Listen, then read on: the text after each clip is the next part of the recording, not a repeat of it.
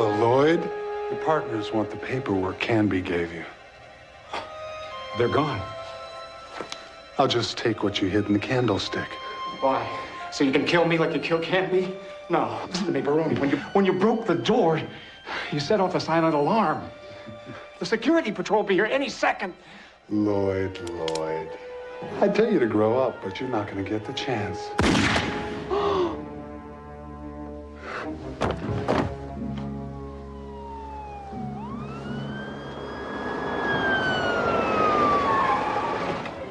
Mr. Eastland? Caltrain Security. Mr. Eastland.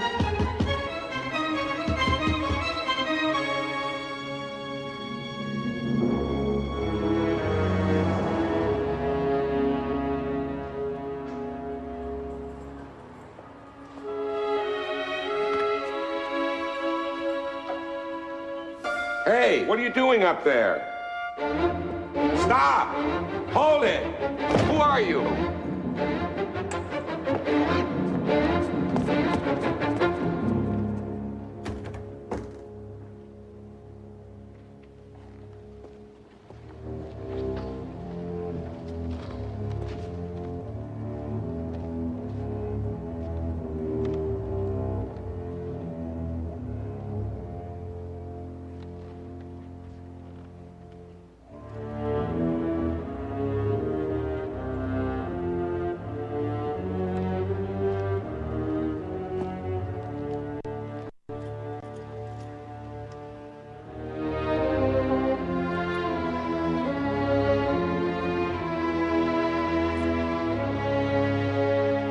So you always unlock the church at dawn, Father? Morning mass starts at 6 a.m., Sergeant, every Monday through Friday. St. Michael's has a lot of working parishioners, Sergeant. So what happened? Well, I opened up the front door and I saw someone stealing a candlestick. Get a look at the thief? It was too far away for an accurate description. He was big. That's all I could see. But I can tell you that his name is Martin Kowecki and that he works in a machine shop just a few blocks from here. Mike, if you didn't really see the guy, then how do you know who he is? Elementary, my dear Steve. Look.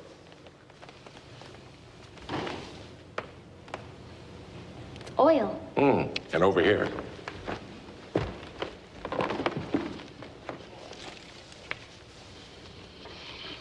Metal shavings. Same kind of metal shavings you'd find in a machine shop. Or a garage. So how does this lead you to this guy Kowecki?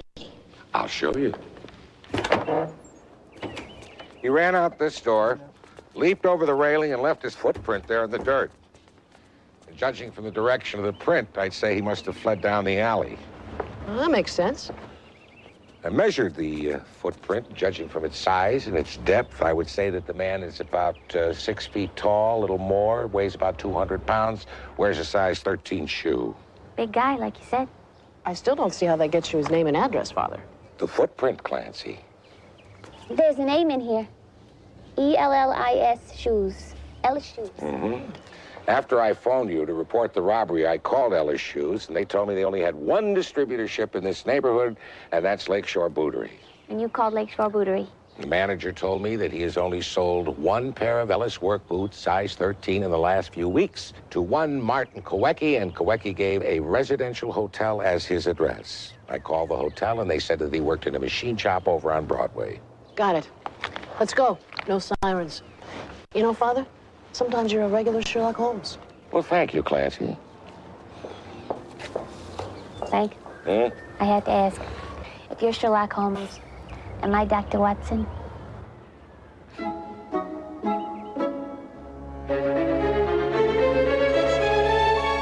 Clancy just called. They arrested Kowecki at the machine shop. Did they find the candlestick? But they're getting a search warrant for his apartment. Clancy really owes you one this time, Frank. I just used a little deductive reasoning, Steve, that's all. Now, don't be modest. You sold Sergeant Clancy, you know how hard she is to convince. Besides, the guy fits the description just like you said. Wonder why he wanted that candlestick. Wait! Hold it! Stop!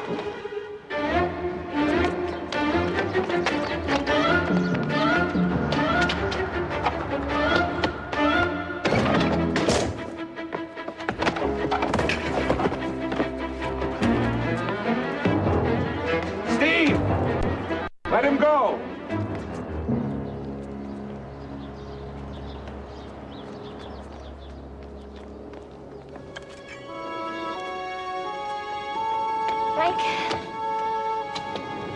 What?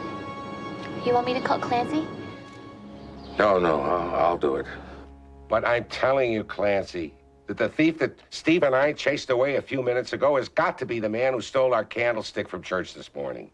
And since you've got Martin Kowecki in custody, he can't be the thief. That's right, he's innocent.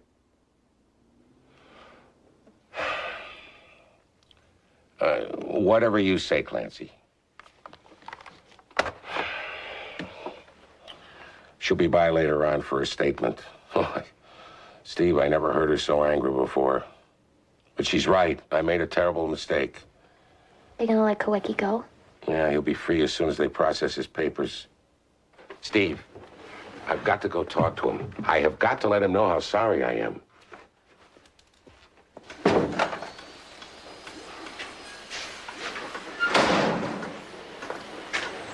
Excuse me, do you know if Martin Kowecki is around? Yeah, he works here? Not anymore, he don't. I'm Kowecki. Let me just guess who you are, right? You're the priest who had me arrested. Yes, I am. I came by to apologize for any difficulty I may have caused you. Okay, fine. You apologize. Goodbye. Well, I just really wanted to apologize to you. Terrific, okay? All right, that makes everything okay. Well, Father Dowling made a mistake, all right? He's sorry about it, so why don't you just give him a break? Well, like he gave me a break, right? Hey, let me explain something to you, okay, Father? I'm an ex-con. I had to sweat blood to get this job. And my boss told me if I get into any trouble, he'd give me the axe. Well, he just did it. But you're innocent. Hey, all he cares about is the cops waltzed in here and they arrested me, okay? As far as he's concerned, where there's smoke, there's fire. So, thanks. Thanks for everything. Mr. Kowecki, maybe if I spoke to your boss. No, okay? You've done enough already. You know the thing that really burns me? You're a priest.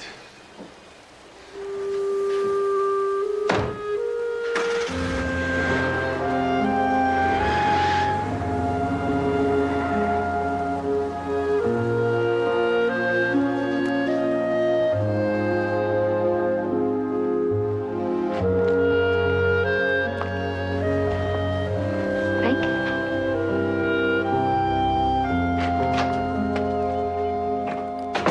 Oh, Father Dowling, I'm so glad you're here. I need your advice. Not now, Phil. Oh, this will only take a second. The bishop has asked me to select a retreat house for the annual diocesan prayer weekend. I can't decide between St. Crispin's in Evanston and the Blessed Name Monastery outside Michigan City. Father Prestwick, Father Dowling has a lot on his mind. I followed every principle of deductive reasoning. I examined the evidence, I drew conclusions. I weighed those conclusions against objective fact. That's right, Frank. You did what you always do. What are we talking about? Father Dowling, I've got your lunch about ready. You know, far be it from me to criticize Frank. Well, then don't. But in my opinion, one can rely far too heavily on reason and logic. I mean, the mind is a highly fallible tool. Look at me. Reason tells me that St. Crispin's retreat house in Evanston is much closer to Chicago, and thus, from a logistics point of view, much more advantageous. Logic, however, points out that the Blessed Name Monastery has a larger kitchen, which can be an important consideration over a long summer weekend. Which would you pick, Frank? I don't know, Phil. You make the choice. What about lunch? I'm not hungry, Marie. I'll be in church.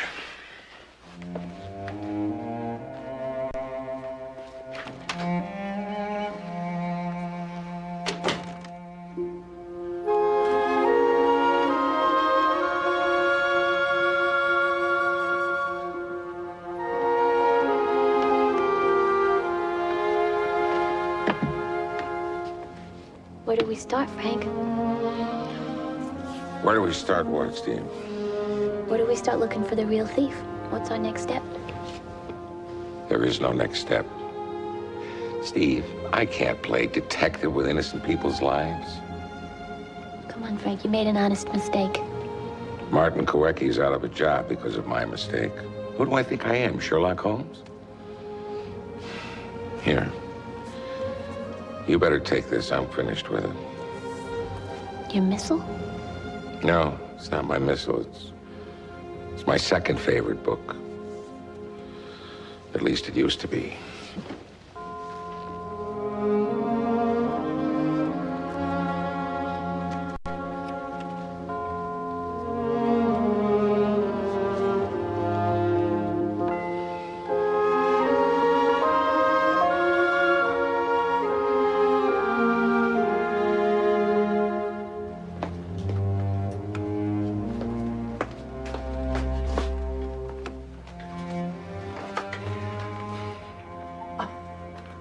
Father, darling, I thought you went up to bed hours ago. Couldn't sleep, Marie. Yeah, I know what that's like. I just fixed myself a glass of warm milk. If you want, I'll get you one. No, thanks. My body's ready for sleep. It's my mind that can't find rest. I bet you're worried about that man the police arrested by mistake. By my mistake, Marie. Father, darling, my first husband, Mr. Sweeney, he was a traveling salesman. Mr. Sweeney used to say, you won't make a sale every door you knock on. But if you never knock on a door, you'll never make a sale. Marie, you lost me. Father, you can't be right all the time. And if you don't allow yourself to make a mistake, you'll never be right some of the time. A mistake like I made, Marie, can ruin an innocent man's life. And I'm not certain that's a responsibility I want to face anymore. Well, don't stay up too late. I won't. Good night, Marie. Good night, Father.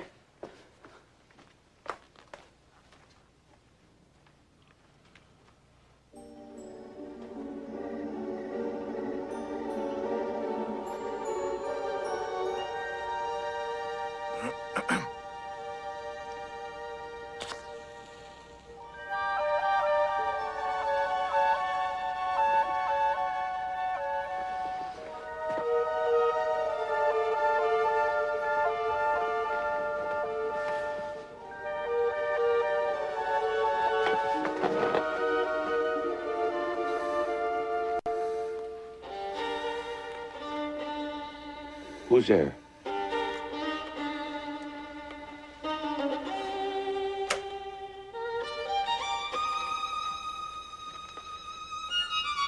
Who are you? How did you get in here? In a way, my good sir, you brought me here. As for who I am, you know my methods, Father. I suggest you employ them. You're Sherlock Holmes. Elementary, my dear darling.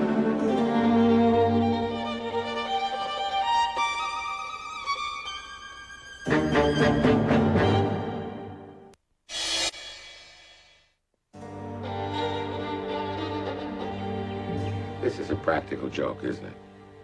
I assure you it is not. You look like him, and you act like him. My dear darling, I am not like anyone. I am myself. I am, in fact, precisely whom I appear to be.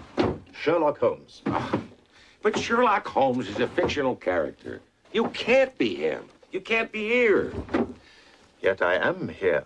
Well, how is that possible? You summoned me. I did. Not perhaps by conscious thought. Yet you sought my counsel, as you have so many times before. But this time, there was a difference. What difference? You must have heard it said that certain fictional characters are so real to their readers that they come alive. Yes. Your belief in my deductive methods, and me, made me real. But yesterday, your faith in my methods was shaken. More than that.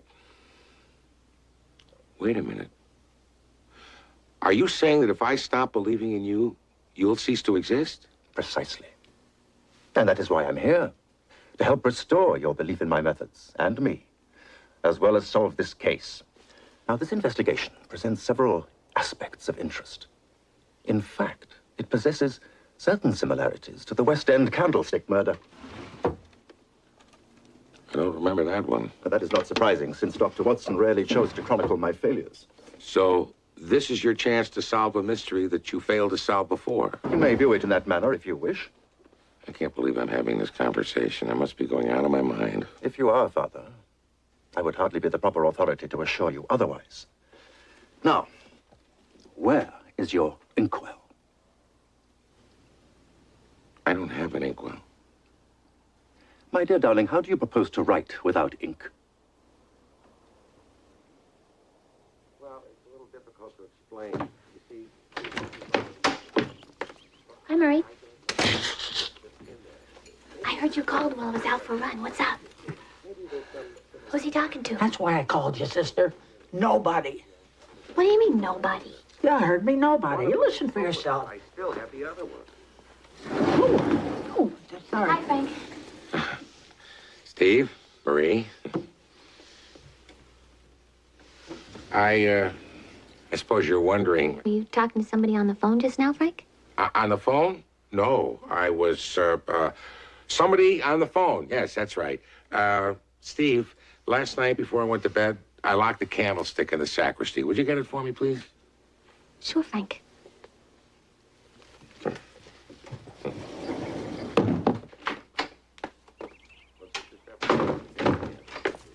Marie! Is Father Dowling there? I have some more brochures for the diocesan prayer retreat. He's busy. You know what I'm thinking? Well, who's he talking to? Nobody.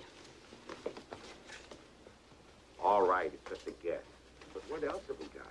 The thief stole one candlestick yesterday morning, and then came back for the other yesterday afternoon. Now, why? What's so important about a candlestick? Not just any candlestick, darling. Ask yourself, what is important about this particular candlestick? Well, so far, I haven't the faintest idea. Well, maybe it has some sentimental value for the thief. Maybe he just likes candlestick. Hello, sister. Hello, Father. Ah, hello, Frank. Hi, Phil.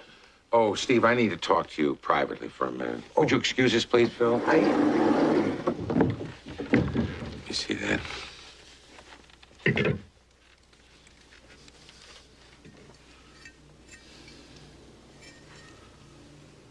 Hello. There's something in here.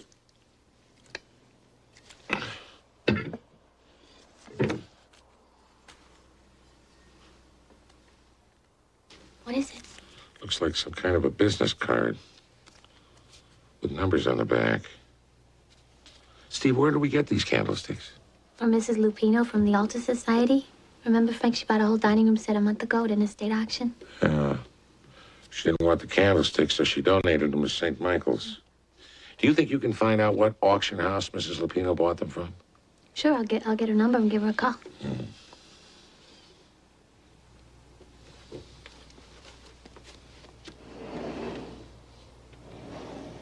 Are you here?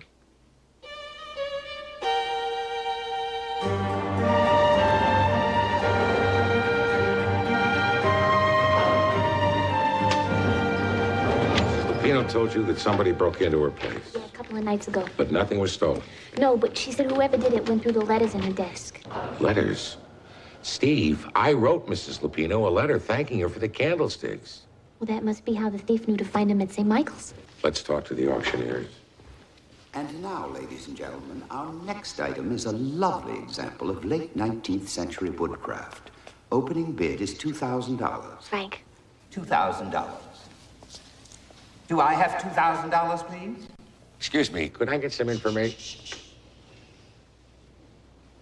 Do I have $2,000, please? Yes, I have 2,000. 2010, thank you. 2020. I guess we just have to wait. Do I have No, Father, we're leaving right now. 2003. I'm gonna make a little trade. You for the candlestick. 25. I'm leaving with him. You go home and wait for my call. You call the cops, he's dead. Now, no fuss. Just back up nice and easy. $10,000. What are you doing? Excuse me, sister. The bid is $2,600. Didn't you just say that it was a marvelous piece of workmanship? Isn't it worth $10,000? That isn't the point. The bid is $2,600. I have 2,600. 20,000. What? Well, if she can bid 10, I can bid 20. If he can bid 20, I can bid 30. Excuse me. 30, 40,000. 50,000. Excuse me. 60,000. 70 cents, and that's my last and final offer. Take it or leave it. Father, sister, if you don't mind, please show them the way out. Come on, Father. Let's go.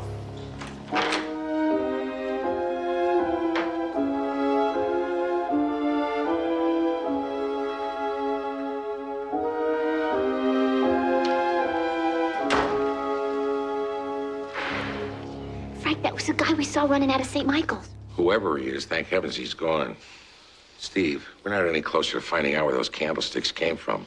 And those auctioneers are probably never going to talk to us again. Maybe they don't have to.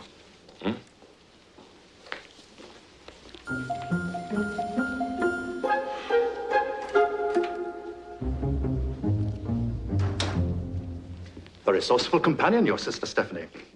She reminds me of Watson, the night we pursued Jonathan Small and his Cayman Island friend up the Thames. Good man with a pistol, John Watson. He was an army doctor in Afghanistan before he took a Jezile bullet in his shoulder. Or was it his leg? I've never been sure. Pity Watson married. He was an excellent companion. As indeed are you, darling. Thank you, I think. Holmes, what are you doing here? Helping you. I fear this calling card presents few opportunities for an exercise in deductive observation. Obviously, these numbers represent an arithmetical code of some sort, but... Are you sure? My dear darling, of course I'm sure. I wrote a monograph on the deciphering of arithmetical codes. But this is, I must admit, for the moment at least, incomprehensible. But what about the card itself? But indeed. You know my methods. Does the handwriting suggest anything to you? I'm not sure. Great heavens, man, try. You were quite good at this once. Well, the man who wrote this is European, or at least was schooled in Europe. See, he uses the Continental 7 with the bar across the stem. Yes. He's middle-aged, recently recovered from a mild stroke, wears glasses, wrote by artificial light, and in great haste. You see these last few numbers, they run together. Other than those obvious points, I can infer nothing. Well, this may be obvious to you, but it's not to me. No, I'm not discouraged. I'm just frustrated. Gotta figure this thing out.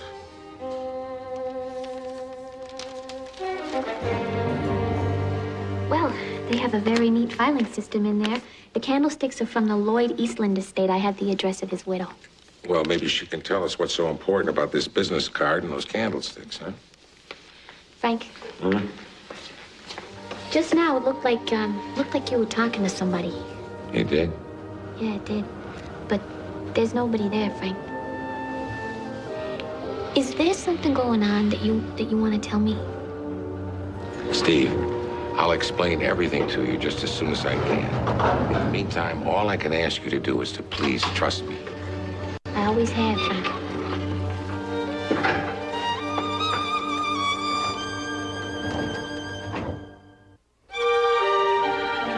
Those candlesticks weren't the only thing I sold, Father. I had to auction off almost everything Lloyd left me to pay off his debts. I'm sorry. You sold everything? Well, our stocks and bonds, most of our furniture, and I've even had to put this house on the market. I really had no choice. Unfortunately, Lloyd didn't believe in insurance. What kind of business was your husband in that he owed so much money, if you don't mind me asking? Lloyd was an investment counselor. He arranged funding for new companies. What kind of companies? Oh, he worked with computer designers, chemists, engineers. Pretty high tech? Yes, well, Lloyd used to call them men of vision. Those men of vision went broke, but Lloyd never lost faith. Mrs. Eastland, we think that the thief who killed your husband was the same man who stole your candlestick from St. Michael's Church. Well, that's very interesting, Father, but what's the connection? I'm not sure. Does this number mean anything to you? No, I'm sorry. I'm afraid it doesn't. Do you mind if we have a look at your husband's records? Oh, well, there are some in these boxes and in the desk, and the rest I've boxed for storage. You're welcome to take a look. You go ahead, Steve. I'll take the desk, huh? Right through here.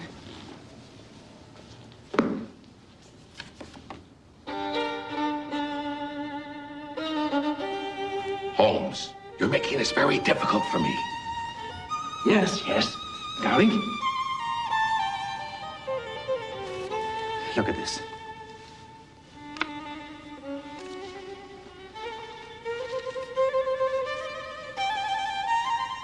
Chi-Town Motors. Aha.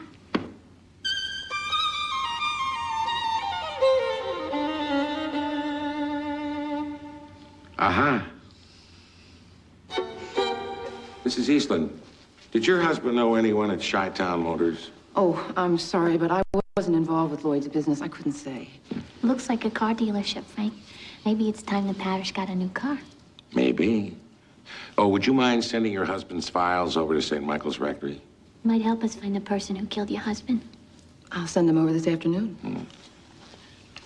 Just out of curiosity, was your husband educated in Europe? Why, yes.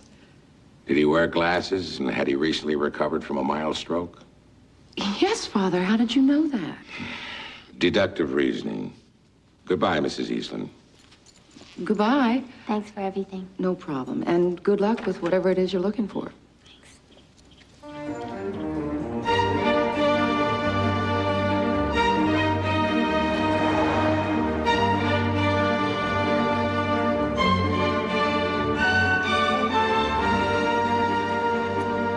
Here, look at this. Doesn't look as if they do much business around here, does it? The way they keep their cars, I'm not surprised. What sort of dealings would a visionary like Eastland have to do with a rundown operation like this? Steve, I'd like to get a look inside that office. Got it covered, Frank. Hi. Hi.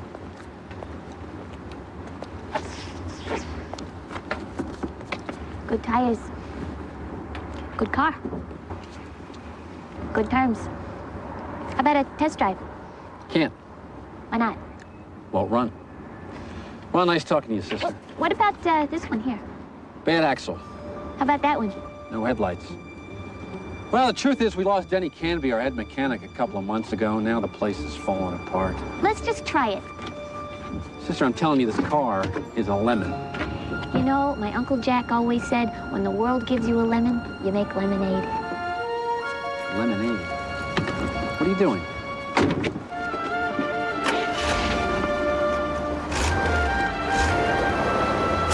Fasten your seatbelt.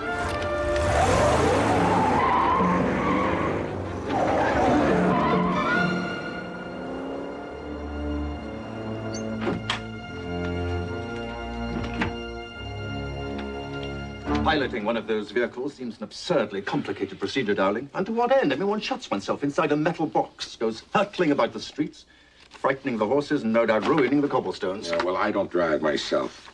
We should look for something with Eastland's name on it. Darling, what's this? Oh, that's a title slip for a car. The slip shows who owns a particular automobile. It's a form of identification. Yes, I understand that, darling, but look at this number. Does it remind you of anything? Well, that's a vehicle identification code. 15 digits. Mostly numbers with letters in this position here and here. Think, darling.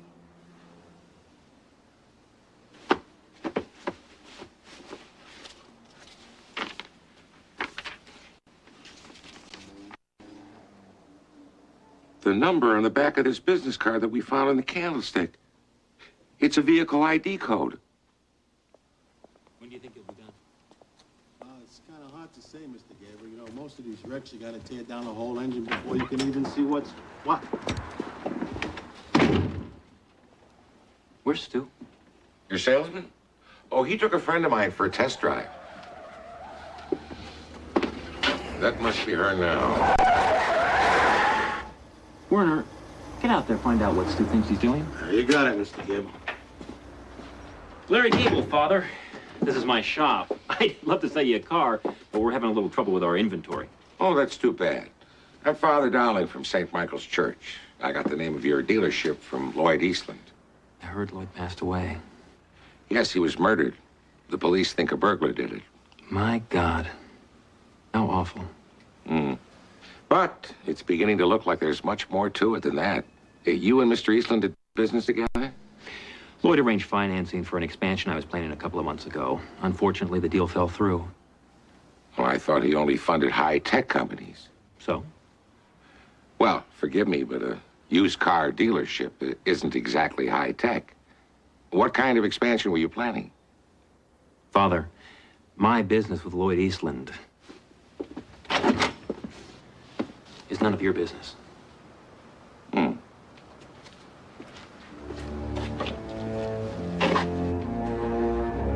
Mr. Gable, can you think of a reason why someone would want to kill Lloyd Eastland? Maybe he asked too many annoying questions. Goodbye, Father. You should be all set. Stu, Warner. Bye. Steve.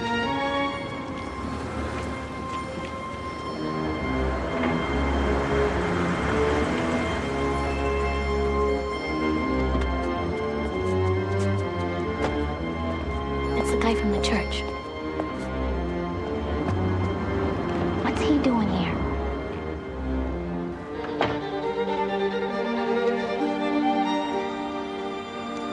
Elementary, my dear Sister Stephanie, elementary.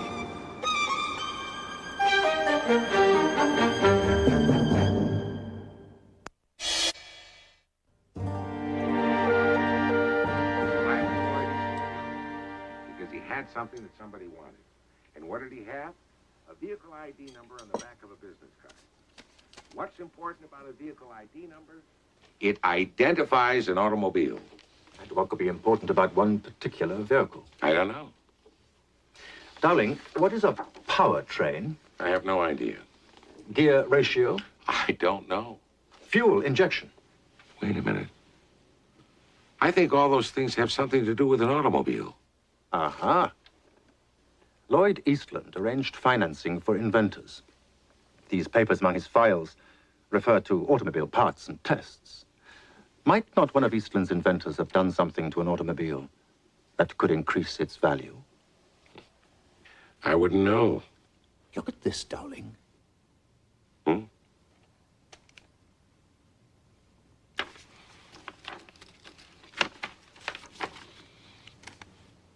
Inventor found in apparent suicide. Steve, this clipping was in one of the files that Lloyd Eastland's widow sent over. Listen to this. Inventor found in apparent suicide. Dennis Canby, holder of 3 patents for technical improvement in automotive design, was found dead of gas asphyxiation near his home in Lincoln Park today. At the time of his death, Canby was developing a new high-performance engine rated at 600 miles per tank of gas. Frank, this is dated just a couple of days before Eastland got killed. Father Dowling, I want to talk to you about these brochures. I'll clear the table. Phil, I really don't want to talk about retreat houses now. These aren't retreat houses, Frank. These are stress reduction clinics. Clinics? Mm-hmm. Phil, these are sanitariums. You have been under a great deal of strain, Frank. Now, the bishop agrees with me. You need a rest. Do you think I'm having a nervous breakdown? Let's just say you need your stress reduced. Frank, you know, there was a guy named Canby who was head mechanic at Gable Motors. Well, how would you know that? Well, Stu, the salesman, he told me that everything fell apart after Canby left. He said that some of the cars don't run. Steve, some of the cars won't run because Gable doesn't want them to run. What? Frank, that doesn't make any sense. Phil, would you excuse us, please?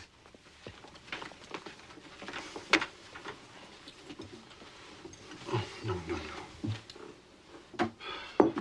Dennis Canby was one of Eastland's men of vision. Canby invented this new high-mileage car engine. Gable wanted the engine, Canby wouldn't give it to him. Therefore, Gable had Canby killed and made his death appear as suicide. So Gable had Canby killed and made it look like a suicide. Oh, she's very good, darling. Yes, she is. What? Canby installed his enhanced engine in one of the cars on Gable's lot. But he died before he told Gable which car it was in. Yes, but Canby must have given Eastland the title slip. And Eastland wrote the vehicle ID number on the back of this card and then stuck it in his candlestick. Come, darling. The game's afoot. Steve, we gotta find that car. Frank, before we go anywhere, you have been talking to somebody that nobody else sees. Now, I want to know what's going on, Frank. Well, I've been getting a little help from a consulting detective. Who? Sherlock Holmes. the Sherlock Holmes? Is there another? Steve, I know how this sounds, and I know it's almost impossible to explain. But he's here right now.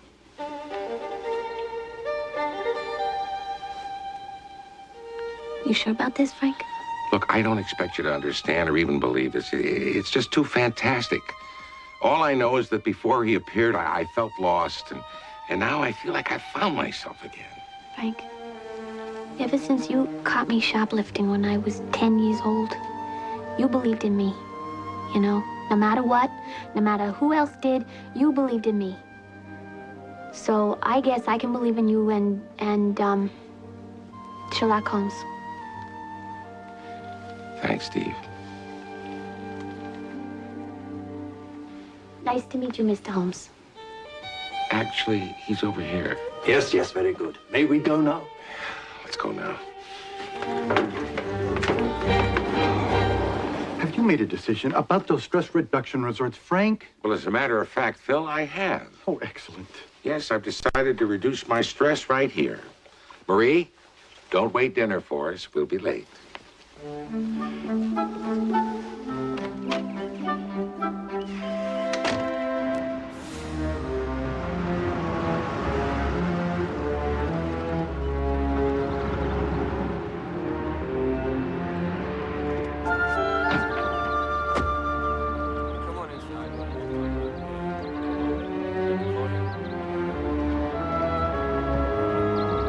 Steve, we have to find the car with this vehicle ID number.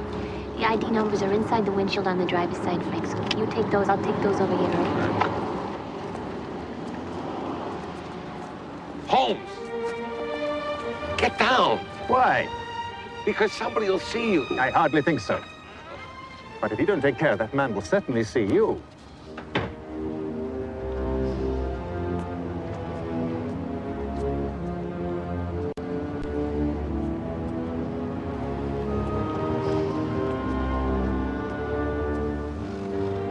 Darling, isn't this the number we're looking for? What? VC 943-8818-93227? Excellent. Let us proceed. What do you mean, proceed? This car is the evidence we're looking for. We're taking it with us. Frank? Ah, marvelous. Holmes, you can't drive a car! Oh, we can hardly know that until I try. Now, can we, darling? Oh, Lord. Uh-huh.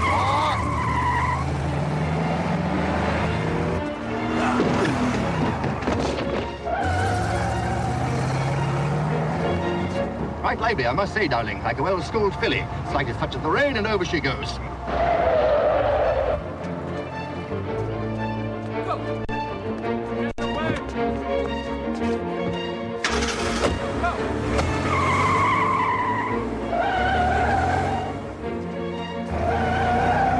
Holmes, you're gonna kill us both. Nonsense. I think I'm driving her quite adequately.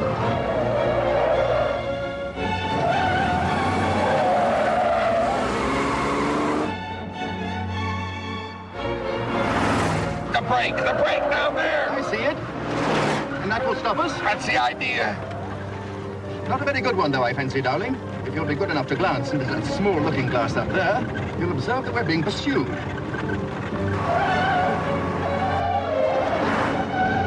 And by the very boundless... Holmes! Tell me, where did you say this braking apparatus is located? Down there, down there!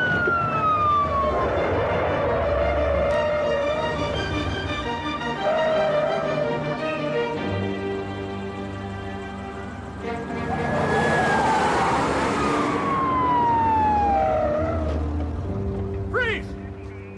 Hold it right there. Hold it! Good afternoon, officers. I can understand where this looks very peculiar to you, and I'm going to try and explain, but you're going to have to be patient. Very patient.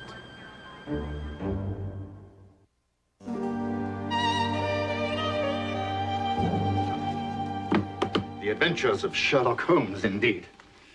I cannot say I approve of Watson's approach to reporting the cases we shared. He attempts to tinge the exact science of detection with romanticism. produces much the same effect as if he'd worked a love story into the fifth proposition of Euclid. Deduction is not that exact a science. You know, sometimes we do make mistakes. My dear darling, the only fatal mistake a man may make is the mistake he fails to admit. You've helped me more than you know. And you have been some help to me, I must confess. Darling, my mind rebels at stagnation. Give me work. Give me the most abstruse cryptogram or the most intricate analysis, and I am in my own proper element. But I abhor the dull routine of existence. As I suspect, do you.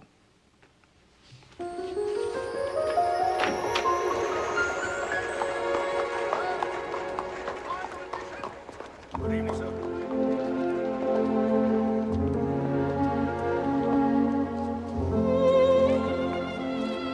Where are we? A few steps from Baker Street. My world, my age. And yours too, if you wish. Mine? You belong here, darling. In a world simpler than the one you know. Here, where all difficulties disappear before the cold, hard beacon of a reasonable mind. Come with me, darling. Father Dowling. Frank.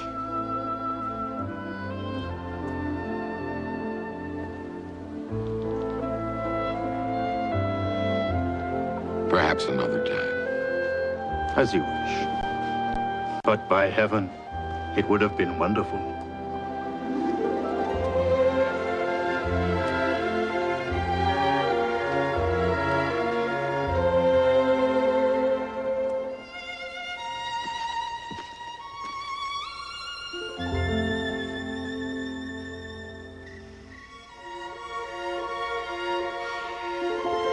Well, come on, Steve. We got work to do.